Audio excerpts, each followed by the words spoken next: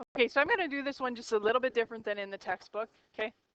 Um, it says to use the discriminant to determine the nature of the roots for each quadratic equation. So I'll just write out my quadratic formula. X equals negative b plus or minus the square root of b squared minus 4ac all over 2a. Okay, and so I just want to show you how this works with the discriminant, and I'm going to do it by actually using the quadratic equation to solve. Now this part here, b squared minus 4ac, is called the discriminant, and the reason that it's called that is because it basically tells you what kind of roots you'll have, and it'll tell you whether you're going to have, whether your function's going to cross the x-axis at all, whether it will just touch it in one spot, or whether it will cross it in two spots, because remember those are our three choices.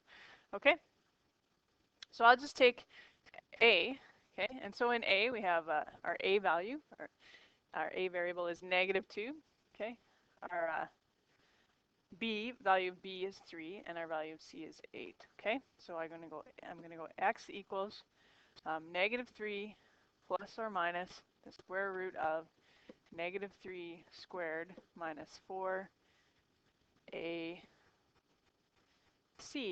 okay, all over 2a, okay? So this is going to simplify a bit, negative 3 plus or minus the square root of. Now this becomes 9 plus, because those negatives cancel, 64, okay? Equals negative 4, okay? And so negative 3 plus or minus the square root of 73 over negative 4. Okay, so that's my discriminant, okay? B squared minus 4ac simplified to 73, okay? So because that is, that's a positive real number, there will be roots, okay? They're not going to be whole numbers, right? Because that's not a perfect square.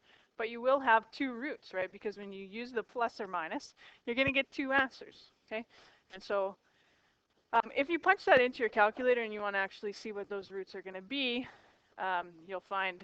you can find what the value is, okay? Negative 3 plus root 73 divided by negative 4 is about negative 1.39, okay? And negative 3 minus square root of 73, okay, over negative 4 is about 2.89. Okay, so we do have two roots, and we know that because we have a positive number under that sign. Okay, so it would, if we continued on, we would be able to find two separate answers. Okay, so I'm just going to go to the calculator. Okay, or yeah, to the graphing calculator on here, assuming it's going to work, and maybe it won't.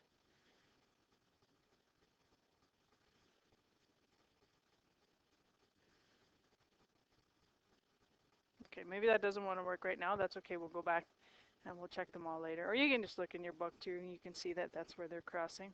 Okay. I'll do B because B is going to be different. It's going to have a different kind of, it's going to have different types of roots. Okay. All right, that's going to let me draw in there. So for B, when we go negative B, okay, so negative 5, plus or minus the square root of B squared. Okay.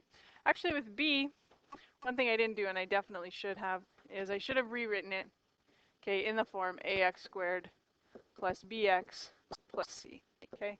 So that negative 3 on the right side, or negative 9 on the right side becomes a positive 9 on the left, okay?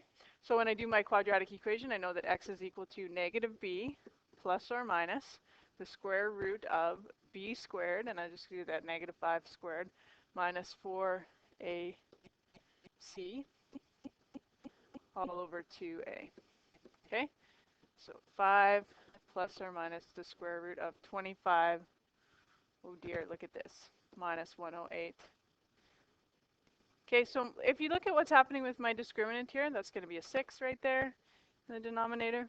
Okay, my discriminant's going to give me a negative number, okay? And so at this point in our academic careers here, in our studies of math, we don't really know how to, or we don't know anything about what to do with the square root of a negative number. So because my discriminant, b squared minus 4ac, gives me a negative number, I'm actually going to say that there are no roots, okay? And what that means is, and this is true, there will be no x-intercept. Okay, so there are no real roots of this equation. Okay, no real roots. and no x-intercepts. Okay, so over here we knew because we had a positive number under that square root sign, we knew we were going to have 2 real roots. Okay, so even though we still have that plus or minus, we're not going to be able to find any roots from there, and that's where we stop for that one. Okay, and then finally 1/4 x squared minus 3x plus 9 equals 0. Okay. I think that if I was going to do this one, I think I would multiply everything by 4, but I won't just because I want to put it in the quadratic equation for you. So x equals negative b, so negative 3, plus or minus the square root of b squared, negative 3 squared, minus 4ac all over 2a. Okay, so 3 plus or minus the square root of 9 minus, oh look, 4 times 1/4 is 1. Okay, so 9 minus 9. So this is an interesting one, right? 3 plus or minus the root of 0, which is 0. Okay, so what happens is when that discriminant ends up equaling 0, okay, you could write it like that, all of a sudden you're not using that plus or minus to give you 2 different answers anymore, and you actually do end up with only one answer. Okay, you end up with 3 over 1/2, okay, which is basically 3 over 1 divided by 1 over 2, or when you invert and multiply like you've always done. Okay, 3 times 2, it's 6. Okay, you actually are only going to have one real root. Okay, and you can also see that where it's graphed, and it's graphed in your book. I'm sorry that you can't, that the graphing calculator is not working. And so basically, what do you get out of this? Well, you can actually tell anytime you look at an equation based on what happens with the discriminant, what kind of roots you're going to have. So the discriminant is b squared minus 4ac. That's the part that's under the root sign. Okay, so if it is positive,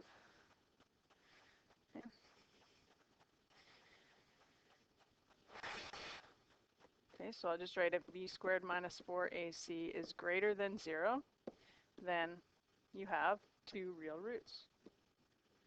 And they're different from each other, right?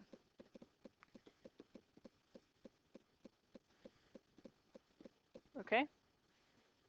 If the value of the discriminant, b squared minus 4ac, is equal to 0,